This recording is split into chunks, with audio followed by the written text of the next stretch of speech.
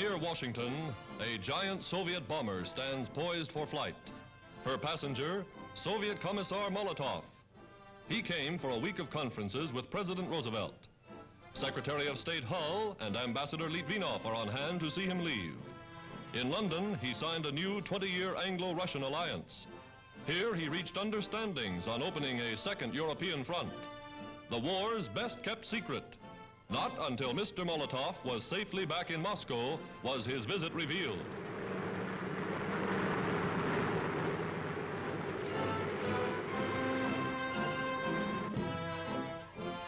Secretary Hull and Mr. Litvinov signed the protocol, promising ever-increasing supplies to Russia. A new working agreement between two of the greatest nations in the world.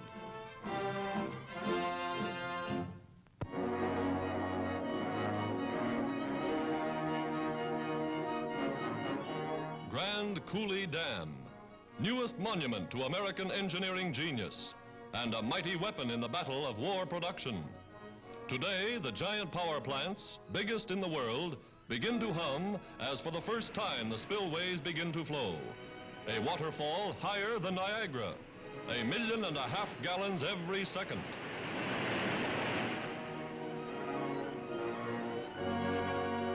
The Columbia River, harnessed to irrigate 1 million acres of farmland. Power to turn the wheels of America's vast new industrial empire of the West.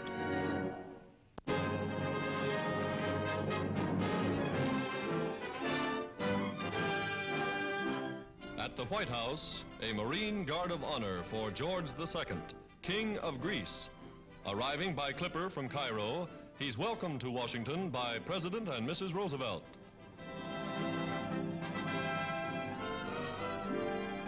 Cabinet members meeting the fighting king fresh from the battlefields of Africa.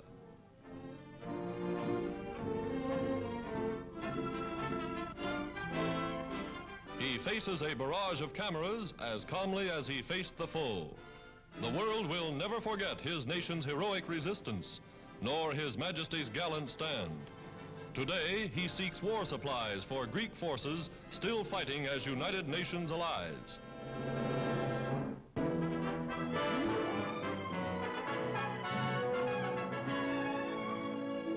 America solves a problem of the home front. Mothers employed in war industries now leave their small children in nursery schools during working hours. Taught to live in a strange, new, ever-changing world, the tiny tots' work and play is carefully supervised. Mother's mind is free to work when she knows her youngster is receiving the best of care. Today, some 2 million women volunteers are enlisted in the nation's war industries. By the end of the year, there will be 4 million. When evening comes, the youngster prepares for home. Her day's work done, mother stops by to pick him up. America safeguarding the health and welfare of its young, while mother helps win the war.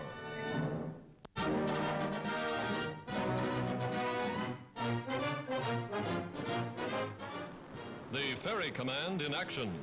American bombers arriving at a transfer point in Canada, aerial crossroads of the world. United States Army pilots turn the ships over to a Royal Air Force crew for the long trip overseas.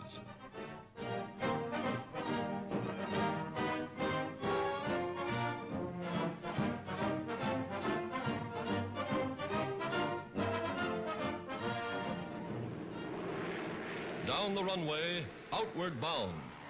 Canada, Britain, and the United States launching the greatest sky offensive the world has ever seen.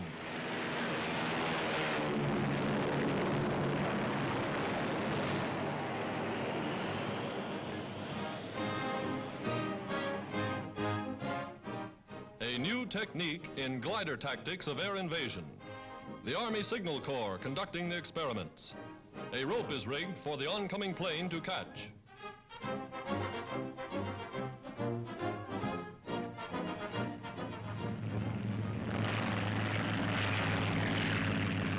Here's how it's picked up without the towing plane having to land.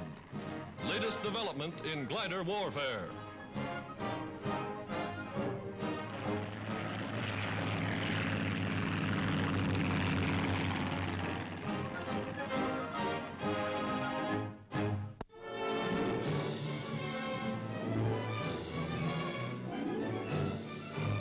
America, land of abundance, learns to mobilize its waste, to save its scrap, to provide more metals for war.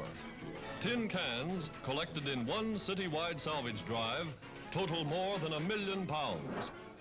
A 55 carload contribution to the United Nations war effort. When processed, these cans will provide 11,000 pounds of pure tin, thousands of pounds of copper, both vital metals in the production of armament.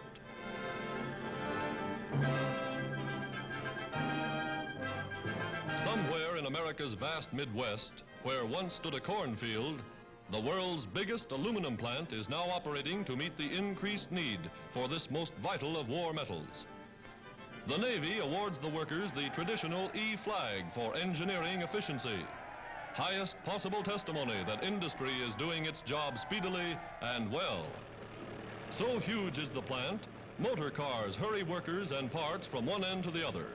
Humming 24 hours a day, the giant mill consumes huge bars, reducing them by chemistry, electricity, and metallurgy into aluminum ingots, which subsequently are rolled into long, thin, tough sheets of silvery metal.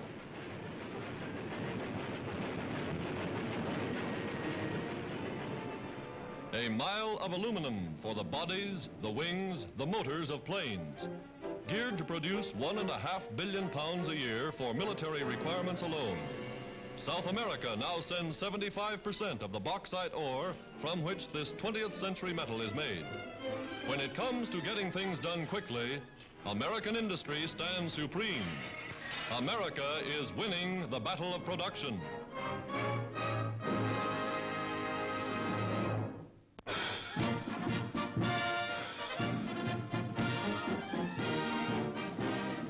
America at war. In New York, masked flags leading 500,000 marchers in the greatest patriotic and military demonstration ever seen in this or any country. Flags of the United Nations, signifying the unity of the 28 countries aligned against the Axis. Soldiers of Britain, and women too, thrilling the 5 millions that line the sidewalks for the 12-hour procession.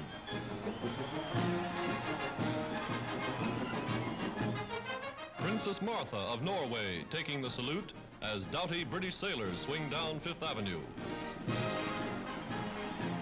The King of Greece, Philippine President Manuel Quezon, a nation anxious to reveal its ever-increasing strength.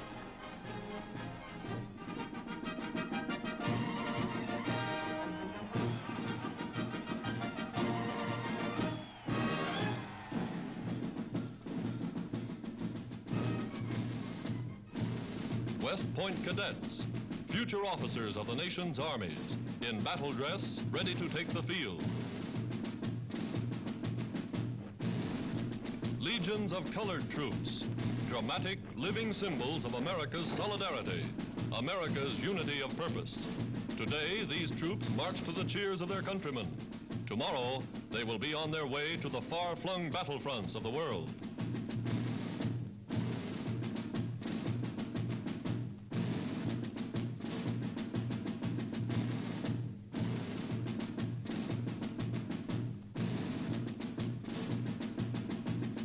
Tanks, mechanized equipment, to give New Yorkers a sample of the weapons it takes to fight a modern war.